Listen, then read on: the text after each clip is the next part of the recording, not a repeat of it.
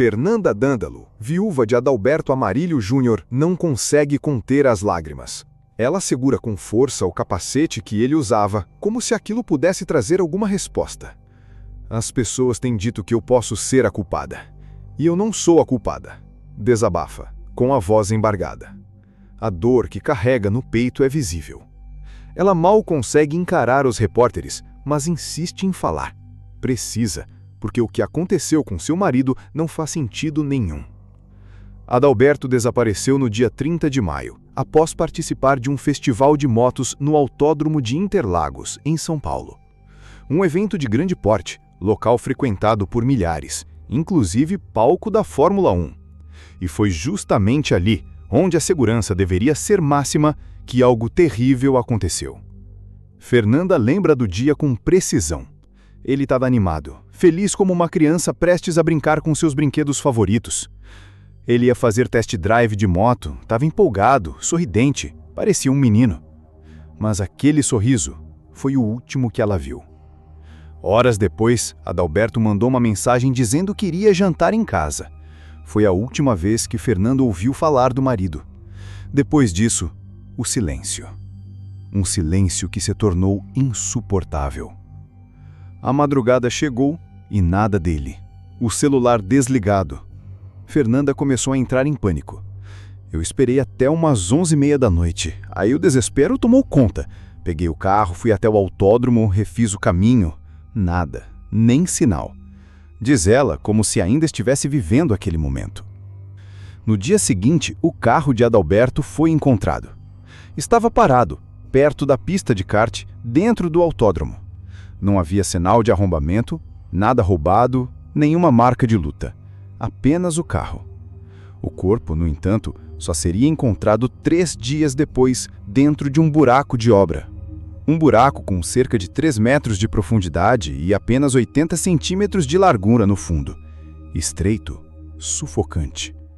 Quando encontraram Adalberto, ele estava sem calça e sem os tênis. A câmera acoplada ao capacete havia sumido, mas o capacete estava lá, do lado do corpo. A posição do corpo indicava que ele havia sido colocado ali ainda vivo, mas provavelmente desacordado. Sem espaço para respirar, morreu por compressão torácica. A Polícia Civil agora investiga o caso como homicídio. A delegada do DHPP confirmou: não se trata mais de desaparecimento, mas sim de uma morte a esclarecer. A questão é: o que aconteceu com Adalberto no intervalo entre a mensagem para a esposa e o momento em que foi colocado naquele buraco? A hipótese da polícia é que ele tenha sido abordado, talvez se envolvido em uma briga. Um amigo que o acompanhava no evento, Rafael Alixe, prestou depoimento. Disse que os dois haviam bebido cerveja e fumado maconha.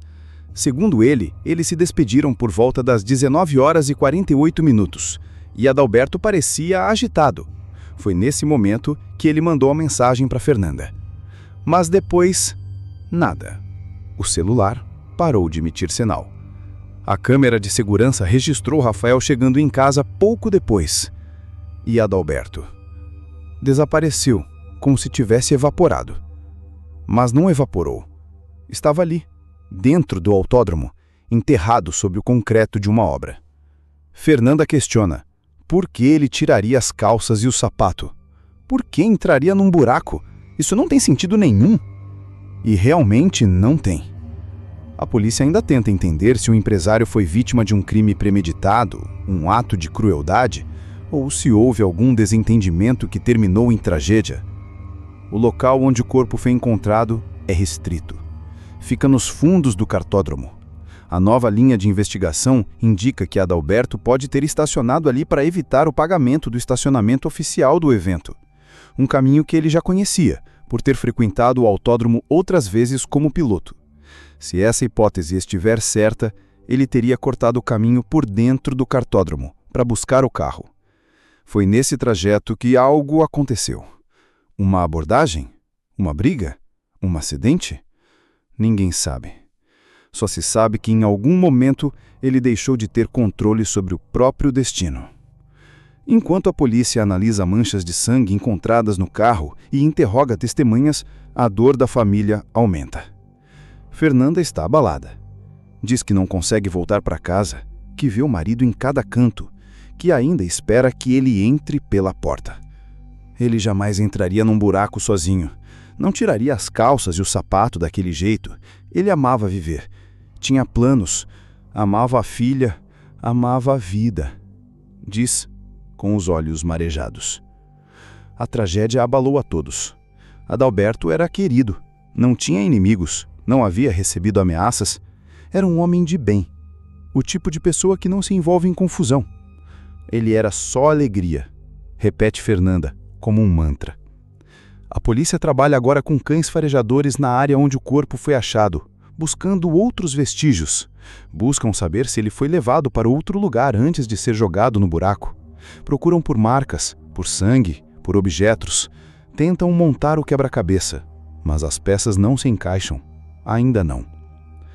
Eles dizem que a dor vem em ondas, mas para Fernanda Dandalo não foi onda. Foi um tsunami. Desde o dia 30 de maio, ela vive um pesadelo que não tem fim. Uma sequência de perguntas sem resposta, de noite sem sono, e um silêncio que pesa mais do que 1000 palavras. O seu marido, Adalberto Amarillo Júnior, de 35 anos, saiu de casa sorrindo, pronto para aproveitar o que deveria ser apenas mais um evento de motos no autódromo de Interlagos. Mas ele nunca voltou. E agora tem gente dizendo que a culpa é dela. Pura maldade, diz Fernanda, com a voz trêmula. Eu só quero saber por que uma pessoa vai para um evento internacional, num lugar que recebe Fórmula 1, e não volta para casa. Ele estava feliz. Ele estava tão feliz. Era para ser um dia comum. Adalberto participava do festival como piloto. Apaixonado por velocidade, ele testava motos, andava pelos boxes, tirava fotos. Estava empolgado como uma criança com um brinquedo novo. Ele representava tudo, lembra Fernanda. Eu entro na casa e vejo ele em cada canto. Mas no caminho de volta, algo deu errado.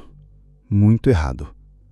Segundo Rafael, amigo de longa data e a última pessoa a ver Adalberto com vida, os dois se despediram às 19h48. Estavam juntos no evento, tinham bebido cerveja, usado maconha e então seguiram caminhos diferentes. Rafael disse que Adalberto estava agitado, mas parecia bem. Mandou uma mensagem para a esposa dizendo que iria jantar em casa. Depois disso, sumiu. 3 dias de desespero. 3 dias de buscas, de ligações, de cartazes pelas ruas de Interlagos. Até que na terça seguinte, o choque. O corpo do empresário foi encontrado caído em um buraco de obra dentro do autódromo. Estava sem calça, sem os tênis.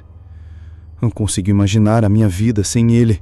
Ele jamais tiraria a calça e o sapato e entraria num buraco. Isso não tem sentido nenhum. Por que fizeram isso com ele? Questiona Fernanda. A área onde o corpo foi achado era restrita. Nos fundos do cartódromo, um espaço que Adalberto já conhecia. Há uma hipótese. Ele teria estacionado o carro ali para evitar o pagamento do estacionamento oficial do evento. Um caminho que ele já conhecia, por ter frequentado o autódromo outras vezes como piloto. Se essa hipótese estiver certa, ele teria cortado o caminho por dentro do cartódromo para buscar o carro. Foi nesse trajeto que algo aconteceu. Uma abordagem? Uma briga? Um acidente? Ninguém sabe. Só se sabe que em algum momento ele deixou de ter controle sobre o próprio destino. Enquanto a polícia analisa manchas de sangue encontradas no carro e interroga testemunhas, a dor da família aumenta. Fernanda está abalada. Diz que não consegue voltar para casa, que vê o marido em cada canto, que ainda espera que ele entre pela porta. Ele jamais entraria num buraco sozinho. Não tiraria as calças e o sapato daquele jeito. Ele amava viver. Tinha planos. Amava a filha. Amava a vida. Diz, com os olhos marejados. A tragédia abalou a todos. Adalberto era querido. Não tinha inimigos. Não havia recebido ameaças. Era um homem de bem. O tipo de pessoa que não se envolve em confusão. Ele era só alegria. Repete Fernanda como um mantra.